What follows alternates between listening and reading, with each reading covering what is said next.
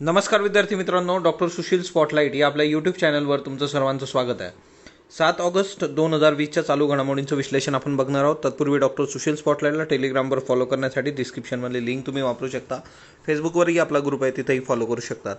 तर बघूयात आजच्या चालू घडामोडी।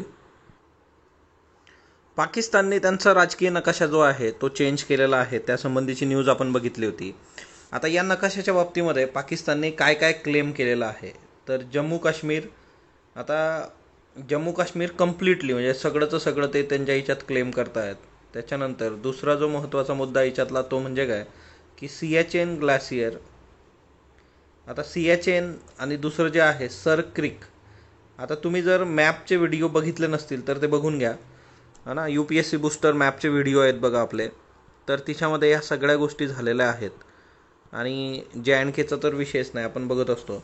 सियाचीन ग्लासियर असेल, सर क्रिक असेल, तर ह्या सगळ्या ज्या गोष्टी आहेत। आता हे सियाचीन आणि जम्मू काश्मीर हे वरती नॉर्थला आहे, सर क्रिक जे आहे ते इकडे तुम्हाला वेस्टर्न साईडला बघायला मिळतं हे सगळं। तर एकंदरीतच हा सगळा जो इश्यू आहे की ह्या सगळ्या गोष्टी त्यांनी क्लेम केलेल्या आहेत। प्लस दुसरी महत्त्वाची बाब हिच्यामध्ये जी आहे ती म्हणजे जुनागड, है ना। जुनागडची सगळी हिस्ट्री तुम्हाला माहीत आहे। जुनागड जे आहे की प्रिन्सली स्टेट जे काही होते, त्या प्रिन्सली स्टेटच्या याच्यातून जो सगळा इश्यू होता त्याच्यातून जुनागड जो होता की तो भारतात विलीन होणार पाकिस्तानमध्ये, तो बराच इश्यू होता। आणि जुनागडसुद्धा आता ते क्लेम करतायत। आता हे सगळं का होतं आहे, खरं तर याला विशेष काही हे नाही आहे, पण 1 वर्ष कंप्लीट झालं की JNKच्या बाबतीमध्ये जो निर्णय आपण घेतला होता, JNK आणि लडाख युनियन टेरिटरीज, तर त्या सगळ्या याच्यामुळे यांनी बरोबर त्या याच्यावर 1 वर्षांनी हा सगळा इश्यू समोर केलेला आहे। आणि त्याच्यामुळे ह्या सगळ्या याला खरं तर पॉलिटिकल मॅपला काही अर्थ राहत नाही। त्याच्यानंतर हे गिलगिट बल्टिस्तान जे आहे, तर याच्यावर पण आपण कितीतरी तुम्हाला गिलगिट बल्टिस्तान मी बऱ्याचदा दाखवलेलं आहे। गिलगिट बल्टिस्तान जे आहे तर इथं एक डॅमसुद्धा बांधला जातो आहे, ज्याला भारताने विरोध केलेला आहे। तर ह्या सगळ्या ज्या गोष्टी आहेत एवढं ते क्लेम करतायत। सो जम्मू काश्मीर, सियाचीन, सर क्रिक आणि जुनागड, तर हा सगळा इश्यू पाकिस्तानच्या बाबतीत लक्षात ठेवा। आणि ज्यांनी मॅपचे व्हिडिओ बघितले नसतील त्यांनी बघून ठेवा। जरी तुम्ही MPSC करत असाल तरी मॅपचे व्हिडिओ जस्ट बघून ठेवा, जेणेकरून तुम्हाला तो फायदा होतो। ओके, JNKमध्ये पण जम्मू काश्मीर आहे, लडाख आहे, गिलगिट बल्टिस्तान आहे, POK आहे, अक्साई चीन आहे, है ना, की जो भारत आणि चीनचा याचा मुद्दा आहे। तर ह्या सगळ्या महत्त्वाच्या बाबी आहेत आणि ह्या आपण वेळोवेळी बऱ्याचदा बघितलेल्या आहेत, म्हणजे याच्यात नवीन असं काही नाही आहे। दुसरी महत्त्वाची बाब जी आहे की त्यांनी POKला जे आहे की इल्लिगली ऑक्युपाईड बाय इंडिया असं म्हटलेलं आहे। Indian illegally occupied Jammu and Kashmir असं म्हटलेलं आहे बघा, इंडियन इल्लिगली ऑक्युपाईड JNK, ज्याला आपण POK असं म्हणतो, पाकिस्तान ऑक्युपाईड काश्मीर। त्याने म्हटलं illegally occupied JNK by India. So एवढ्या काही बेसिक गोष्टी लक्षात ठेवा, याच्यातून हाताला काही लागणार नाही, ते त्यांचा मॅप घेऊन फिरतील, दॅट्स इट। दुसरा महत्त्वाचा मुद्दा जो आहे की भारतामध्ये इनव्हिजिबल ह्युमॅटेरियन क्रायसिस आहे आणि त्याच्याबद्दल आता कुणी बोलत नाही आहे, कारण हा सगळा जो इश्यू आहे तो लेबर संबंधीचा आहे, मजूर। आणि हा जो लेबर संबंधीचा इश्यू आहे याच्यावर महाराष्ट्र शासनाने एक महत्त्वाचा निर्णय पण घेतलेला आहे मनरेगाच्या बाबतीमध्ये। याच्यामधला एक महत्त्वाचा फॅक्ट जो MPSC आपले MCQसाठी आपल्याला सर्वदूर महत्त्वाचा आहे, तो म्हणजे काय की एक्स्ट्रीम पॉवर्टी। एक्स्ट्रीम पॉवर्टी म्हणजे काय की तुमचं जे काही इन्कम असतं तर ते $1.90 पण पर डे कमी असतं। ओके, सो ते एक लक्षात ठेवा, $1.90 पर डेपेक्षा एक्स्ट्रीम पॉवर्टी। ओके, म्हणजे साधी गोष्ट आहे, एका डॉलरचा जर तुम्ही रेट बघितला जवळपास 75च्या आसपास डॉलरचा रेट आहे, 1.9 म्हणजे 75 ₹150 चला तुम्ही पकडले $2, तर त्याच्यापेक्षा कमी पैसे जर मिळत असतील डेली याच्यावर तर एक्स्ट्रीम पॉवर्टी आहे। आणि हा खूप मेजर इश्यू झालेला आहे। आज आपण रिझर्व्ह बँकेच्या बद्दलचे पण महत्त्वाचे इश्यूज बघणार आहोत की पतधोरणामध्ये काय काय गोष्टी केलेल्या आहेत। की आता इथं एक केस स्टडी आहे, ही केस स्टडी तुम्ही बघू शकता की यमुना नदी जी आहे, या यमुना नदीच्या तीरावर जवळपास 4000 होमलेस लोक राहतात। आणि या लोकांना काय आहे ना की ते डेली वेजेसवर जर जे काही मजुरीचं काम मिळेल ते काम करतात आणि तिथं ते राहत असतात। पण आत्ताच्या कंडिशनमध्ये केस अशी आहे की दिल्ली गव्हर्नमेंटचे जे जे काही फ्री फूडचे प्रोग्राम्स होते ते फ्री फूड प्रोग्राम्स पण कॅन्सल झालेले आहेत। ते आता रन करणं बंद केलेलं आहे. दिवसाला यांना काम मिळत नाही आहे. मग अशा कंडिशनमध्ये या लोकांनी करायचं काय? तर हा एक बेसिक प्रश्न आहे ना. हे काही फक्त इथं नाही आहे, हे सर्वदूर आहे. सो येणारा काळ थोडा कठीण असणार आहे. आता बघा, पँगोलिनची स्मगलिंग केली जात होती. स्केल्स, पँगोलिनचे जे स्केल्स असतात ते हातात पकडलेले आहे त्यांनी. पँगोलिनची जी स्किन असते, आता पँगोलिन आपण डिटेलमध्ये बघितलेलं आहे. पँगोलिनच्या याच्यावर जे खवले असतात तर ते ॲक्च्युली केरॅटिन फायबर असतं. आणि केरॅटिन फायबर म्हणजे काय, आपले जे केस आहे त्या केसांसारखंच हे केरॅटिन फायबर आहे. आणि पण याच्याबद्दल अशी एक हे आहे, बिलीफ्स आहेत लोकांचे, की पर्टिक्युलरली हे जे केरॅटिन फायबर्स असतात म्हणजे पँगोलिनची जी स्किन आहे याच्याने असाध्य आजार बरे होतात, कॅन्सर वगैरे. आणि चीनमध्ये मोठ्या प्रमाणावर औषधांमध्ये याचा वापर होतो. तर पँगोलिनचा रिलेशन जे आहे ते कोविड-19शी पण लावण्यात आलं होतं. भारतामध्ये इंडियन आणि चायनीज असे 2 प्रकारचे पँगोलिन सापडतात. तुमच्यासाठी प्रश्न असा आहे की IUCN स्टेटस दोघांचं काय आहे ते मला कमेंट बॉक्समध्ये सांगा, जे आपण डिस्कस केलेलं आहे. आणि जवळपास ही जी 40 ते 50 लाखापर्यंत याची प्राईस कोट केली गेली होती पँगोलिन स्किनची. आणि जगातलं सर्वात जास्त ट्रॅफिक होणारं हे मॅमल आहे. सर्वात जास्त तस्करी होणारा प्राणी पँगोलिन आहे. तर तो एक लक्षात ठेवा. पँगोलिन न्यूजमध्ये खूप आहे 2019 पासून, तर तो तुम्ही लक्षात ठेवणं गरजेचं आहे. त्याच्यानंतर चीनने काय केलं की युनायटेड नेशनची जी काही सिक्युरिटी काउन्सिल आहे, सुरक्षा परिषद, तिच्यामध्ये एक प्रपोजल ठेवलं होतं की त्यांनी क्लोज डोअर मीटिंग ठेवायची काश्मीर इश्यूवर. आणि भारताने ऑब्वियसली हे रिजेक्ट केलेलं आहे. भारताने सरळ सरळ सांगितलेलं आहे की काश्मीर डोमेस्टिक इश्यू आहे, तिच्यामुळे तुम्ही बंद दरवाज्यात चर्चा करा, उघडी चर्चा करा, आणि छतावर बसून करा, त्याचा काय पॉईंटच नाही आहे. कारण हा आमचा घरचा मुद्दा आहे, काश्मीर इश्यू जो आहे. आणि एकंदरच हे जे सगळं युनियन टेरिटरीज झाल्यानंतरचा सगळा 1 वर्ष कंप्लीट होतं आहे. पण येत्या काळामध्ये केंद्रशासित प्रदेश आणि त्याचं सगळं प्रशासन याच्या संबंधी प्रश्न पॉलिटीमधून पण विचारला जाऊ शकतो. आपण बघूयात ते फॅक्टही क्लिअर करू. त्याच्यानंतर महाराष्ट्राने एक महत्त्वाचा निर्णय घेतला आहे महात्मा गांधी राष्ट्रीय ग्रामीण रोजगार हमी योजनेबद्दल, की त्याला व्यापक करायचं आहे. त्याचं स्वरूप हे फक्त रोजगार हमी, मागेल त्याला काम, याच्या पलीकडे घेऊन जायचं. आणि गाव समृद्धी याच्यासाठी नवीन कृती आराखडा तयार करायचा. आता खरं तर याचा उद्देश काय आहे? 2 उद्देश आहे. एक, स्थलांतर रोखायचं आणि गावं समृद्ध करायची. ऑब्वियसली काय आहे ना, की कामाच्या शोधामध्ये लोक शहरामध्ये येतात, स्थलांतरित होतात, तर ते स्थलांतर रोखायचं, गाव समृद्ध करायचं. सरपंचांना पण प्रशिक्षित करण्याची व्यवस्था याच्यात करण्यात येणार आहे. मजुरांची जी काही मुलं आहेत त्यांना गावातच शिक्षण दिलं जाईल आणि गावात एकही मूल शिक्षणापासून वंचित राहू नये याच्यावर भर दिला जाईल. म्हणजे मजुरांची सोडून बाकीची जी मुलं आहेत त्यांनाही शाळेच्या याच्यात आणायचं आणि त्या सगळ्या गोष्टी. महाराष्ट्रात एकूण 34 जिल्ह्यामध्ये रोजगार हमी योजना राबवली जाते, तर तेही एक लक्षात ठेवा. आणि नरेगा तुम्हाला हवी असेल तर नरेगा डिटेलमध्ये व्हिडिओ आहे त्याचा, तर योजनाचं जे काही प्लेलिस्ट आहे तिच्यातून तुम्ही ती करू शकता. पतधोरण बघा, पतधोरणासंबंधी रिझर्व्ह बँकेने कसले महत्त्वाचे निर्णय काल घेतलेले आहेत, तर त्याच्यातल्या सकारात्मक बाबी काय आहे. सगळ्यात पहिली गोष्ट, उद्योग क्षेत्र आणि आपलं व्यक्तिगत थकलेलं कर्ज जे आहे त्याची एकवार पुनर्रचना करण्याला परवानगी दिलेली आहे. सो हा रिलीफ आहे व्यक्तिगत कर्ज आणि उद्योग क्षेत्राचं. गृहनिर्माणाला चालना देणं किंवा ग्रामीण विकासासाठी अतिरिक्त 10,000 कोटींची तरतूद करण्यात आलेली आहे. गृहनिर्माण आणि ग्रामीण विकास 10,000 कोटी. सोने आणि दागिने याच्यावर तारण ठेवून वाढीव कर्ज मिळण्याची सोय. आधी 75% मिळायचं, म्हणजे जर तुमच्या सोन्याची किंमत 100 रुपये असेल तर तुम्हाला 75% कर्ज मिळत होतं. आता ते 90% म्हणजे सोन्याची किंमत 100 असताना 90 रुपये तुम्हाला कर्ज मिळेल. सूक्ष्म आणि लघु उद्योगांना कर्ज पुनर्रचनेचा लाभ मिळत होता. कर्ज पुनर्रचनेचा लाभ जो आहे तो सूक्ष्म आणि लघु उद्योगांना मिळेल. त्याच्यानंतर डिजिटल देयक व्यवहार जे काही आहे, तुम्ही ऑनलाईन ज्या काही व्यवहार करता त्याची गुंता किंवा टिळा सोडवण्यासाठी ऑनलाईन यंत्रणा उभारण्यात येईल. त्याच्यानंतर जे काही नवउद्यमी आहेत, नव्याने उद्योग सुरू करणारी लोक, त्यांना प्राधान्य क्षेत्रातील वित्तपुरवठ्यातून कर्जाचं वितरण. आता प्राधान्य क्षेत्र काय आपलं? Priority sector. आता प्रायोरिटी सेक्टर काय असतं बरं, मला कमेंट बॉक्समध्ये सांगा. तुमचं इकॉनॉमीमधली बेसिक कन्सेप्ट आहे. प्रायोरिटी सेक्टर काय असतो? अविकसित क्षेत्रांना अग्रक्रम देऊन प्राधान्य क्षेत्र कर्ज वितरणांना बँकांना दिशानिर्देश. आता बघा, प्राधान्य क्षेत्रावर भर आहे, म्हणजे काय, प्रायोरिटी सेक्टर जे आहेत आपले, है ना, तर त्या प्रायोरिटी सेक्टरमधून जे त्यांच्यासाठी कर्ज असतं तर ते अविकसित किंवा नवउद्यमी त्यांना दिलं जाईल. आता नकारात्मक बाजू काय आहे, तर देशाच्या अर्थव्यवस्थेची वाढ खुंटणार आहे. आता कोविड-19मुळे जी काही इकॉनॉमी क्लोज झालेली आहे तिच्यामध्ये ह्या गोष्टी अपेक्षित आहेत आणि त्या होतील. GDPचा दर जो आहे तो नकारार्थी होऊ शकतो, म्हणजे चालू वर्षामध्ये मायनसमध्ये जाऊ शकतो आपला GDP, निगेटिव्ह. ओके.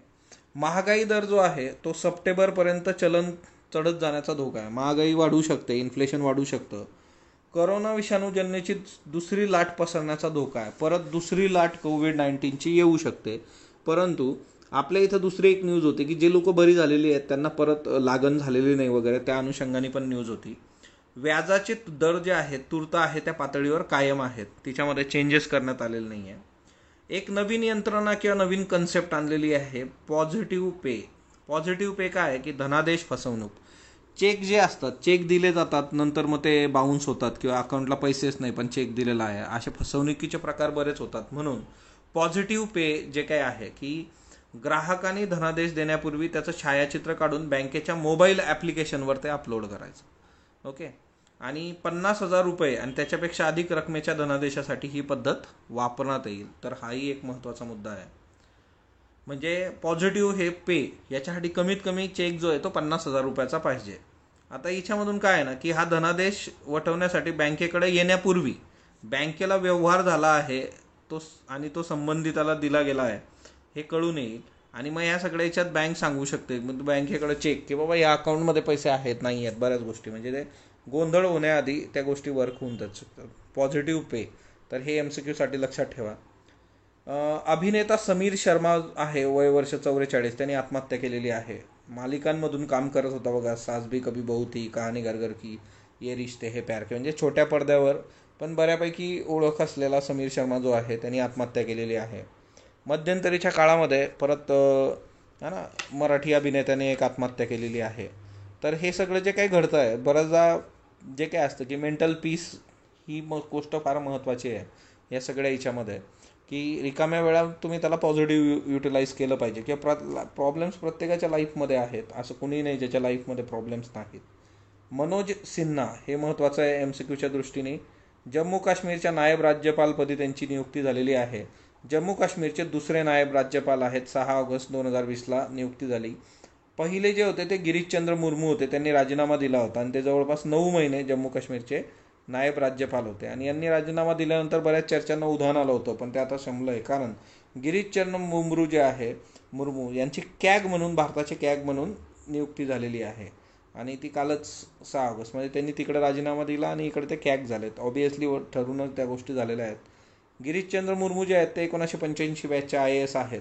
राजीव महर्षी यांची जागा त्यांनी घेतलेली आहे गिरीशचंद्र मुर्मू यांनी, तर ते एक महत्त्वाचं आहे.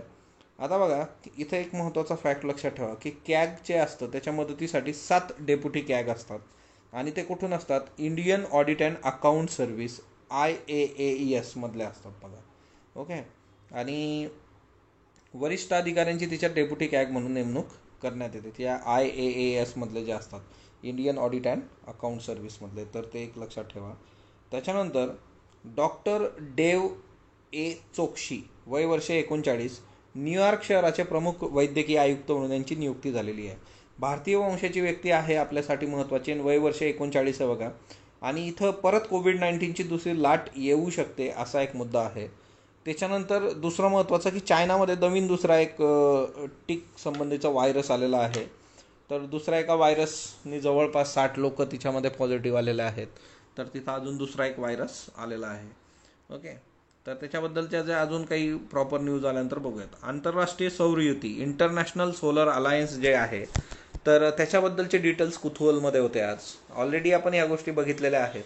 30 नोव्हेंबर 2015 आंतरराष्ट्रीय सोलर अलायन्स जे आहे त्याच्या स्थापनेची घोषणा कुठे करण्यात आली होती, तर संयुक्त राष्ट्राची जी 21वी वार्षिक हवामान बदल विषयक रचनात्मक अधिवेशन होतं UNFCCचं, त्याच्यामध्ये पॅरिस येथे भारताचे पंतप्रधान नरेंद्र मोदी आणि फ्रेंचचे राष्ट्राध्यक्ष फ्रान्सवा होलांद यांनी ही घोषणा केली होती.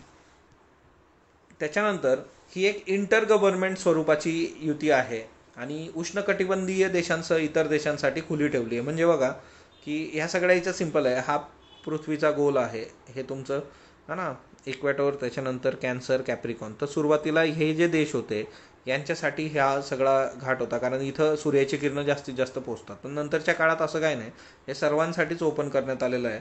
121 सदस्य आहेत आणि संयुक्त राष्ट्रानंतर सर्वात जास्त सदस्य असणारी दुसरी मोठी संस्था आहे ही आंतरराष्ट्रीय. हे एक महत्त्वाचं आहे. भारतातलं पहिलं आंतरराष्ट्रीय संस्थेचं मुख्यालय गुरुग्राम, दिल्ली आहे ना. तर हे एक महत्त्वाचं. याचे उद्दिष्ट काय आहे? सदस्य देशांच्या ऊर्जा गरजेनुसार सौर ऊर्जा प्रकल्पांसाठी एकत्रित प्रयत्न करणं, खाजगी सामुदायिक गुंतवणूकदारांना निधी $100 कोटी, 1 ते 100 टेरावॅट क्षमतेचे सौर ऊर्जा प्रकल्प उभारायचे. भारत 2022 पर्यंत 100 गिगावॅट सौर आणि 175 गिगावॅट क्षमतेचे ऊर्जा प्रकल्प उभारणार, हे भारताचं लक्ष आहे. ओके, 2022 पर्यंतचं. सदस्य देशांसाठी भारत प्रशिक्षणासाठी 500 सत्र उपलब्ध करेल. सदस्य देशातील 121 पैकी 56 देशांनी करार केलेले आहेत. उर्वरित देशांची करार करण्यासाठी अधिक सदस्य जोडून घेणं हा याच्यातला एक महत्त्वाचा मुद्दा आहे. किसान रेल्वे 7 ऑगस्ट 2020 पासून धावणार आहे. किसान रेल्वे 2020-21च्या बजेटमध्ये होती बघा. किसान रेल्वेचा उद्देश जो आहे की नाशवंत भाज्या आणि फळे मार्केटमध्ये लवकर घेऊन येणं, शीत कपाट किंवा फ्रोझन कंटेनर्स पण असतील, नॅशनल कोल्ड चेनचा भाग आहे ही रेल्वे. शेतकऱ्याचं उत्पन्न 2022 पर्यंत दुप्पट करणं हा पण एक महत्त्वाचा तिच्यातला प्रकल्प आहे. आणि पहिली रेल्वे 7 ऑगस्टला दर आठवड्याला म्हणजे वीकली धावणार. देवळाली महाराष्ट्र ते दानापूर बिहार असा ती प्रवास करेल. तर हे एक महत्त्वाचं आहे. पण एक लक्षात ठेवा, ही रेल्वे जी आहे ती वीकली आहे, दर आठवड्याला. त्याच्यानंतर जपान हिरोशिमाला 75 वर्ष पूर्ण झालीत बघा. 6 ऑगस्ट 2020 हिरोशिमावर जो अणुबॉम्ब हल्ला झाला होता वर्ल्ड वॉर सेकंडमध्ये, त्याला 75 वर्ष पूर्ण होतात. तर अशा बऱ्याचशा गोष्टी आहेत की ज्या तुम्ही करून ठेवल्या पाहिजे. 75 वर्ष वगैरे, 50 वर्ष, 100 वर्ष. ओके. त्याच्यानंतर इब्राहिम अलकाजी यांच्याबद्दल बिनचूक विधान ओळखा. 62 ते 77 NSDचे अध्यक्ष होते, 15 वर्ष. बरोबर आहे हे statement. Theatre unit bulletin magazine सुरू केलं होतं, हेही बरोबर आहे. आणि थिएटर युनिट ही त्यांची संस्था पण होती. मुंबईत खुल्या रंगमंचाचे प्रयोग केले त्यांनी, है ना. तर मुंबईत नाही, हे प्रयोग दिल्लीत सुरू केले होते यांनी. सो शहर बदललं होतं इथं. आर्ट हेरिटेज गॅलरीची स्थापना दिल्लीमध्ये केली, पुण्यात नाही. ओके. तर दोन्ही स्टेटमेंट जे आहे ते चुकीचे आहेत आणि आणि ब फक्त योग्य आहे. प्रोग्रेसिव्ह आर्टिस्ट ग्रुपची स्थापना कधी झाली? 1947. हा प्रश्न MPSC मेन्सला विचारून झालेला आहे. याच्यात कोण कोण त्याच्याशी संबंधित आहे असं MPSC मध्ये विचारलं होतं. सरकारी बँकांमधून सरकारचे भाग भांडवल कितीपर्यंत कमी करण्याची शिफारस रिझर्व्ह बँकेने केलेली आहे? 51% पिंजऱ्यातील मत्स्यपालनाला प्रोत्साहन देणारं राज्य जे आहे ते ओडिशा आहे. आयोनियन सीला सीमा असलेले देश खालीलपैकी कोणते? तर याच्यामध्ये इटली आहे, ग्रीस आहे, अल्बानिया आहे. ओके. आणि 2 हे पण होते बघा, वॉटर बॉडीज 2 आहेत बघा वरच्या साईडला खाली. कुठल्या कुठल्या आहेत सांगा बरं जरा कमेंट बॉक्समध्ये. आजचा प्रश्न घ्या. What is extreme poverty? Extreme poverty काय असते? Is it role of lockdown and कोविड-19 pandemic or policy failure to thrust people in to extreme poverty and hunger? है ना. कमेंट. म्हणजे एक्स्ट्रीम पॉवर्टी काय आहे आणि लॉकडाऊन आणि कोविड-19 याच्यासाठी कारणीभूत आहे की पॉलिसी फेल्युअर कारणीभूत आहे? आणि MPSCसाठी प्रश्न आहे बघा, सुटलाच नाही भाकरीचा प्रश्न. 400 शब्द, भाकरीचा प्रश्न सुटलाच नाही, तसाच आहे तो. ओके. निबंध तुमच्यासाठी. अमोनियम नायट्रेट, पहिला प्रश्न घ्या. अमोनियम नायट्रेटचा स्फोट झालेलं बैरूत शहर जे आहे ते कोणत्या समुद्राच्या काठी वसलेलं आहे? भूमध्य समुद्र, कॅस्पियन समुद्र, पॅसिफिक समुद्र, येलो समुद्र. जागतिक आदिवासी दिवस कधी साजरा केला जातो? 11 ऑगस्ट, 9 ऑगस्ट, 25 ऑगस्ट, 30 ऑगस्ट. काली नदी खालीलपैकी कोणत्या राज्यातून वाहते? राजस्थान, मध्य प्रदेश, उत्तराखंड, कर्नाटक. खालीलपैकी कोणत्या संज्ञा सायबर सुरक्षा यासाठी घातक आहेत? DTrack, Pegasus, Strandhogg, juice jacking. अब वरील सर्व. खालीलपैकी भारताचा पहिला मिलिटरी कम्युनिकेशन सॅटेलाइट कोणता? GSAT-30, GSAT-9, GSAT-7, GSAT-15. याची उत्तरं तुम्ही कमेंट बॉक्समध्ये देणार आहात. स्पॉटलाईटला जो तुम्ही प्रतिसाद देता त्याबद्दल मी आभारी आहे. स्पॉटलाईटला लाईक करा, शेअर करा, सबस्क्राईब करा. धन्यवाद विद्यार्थी मित्रांनो.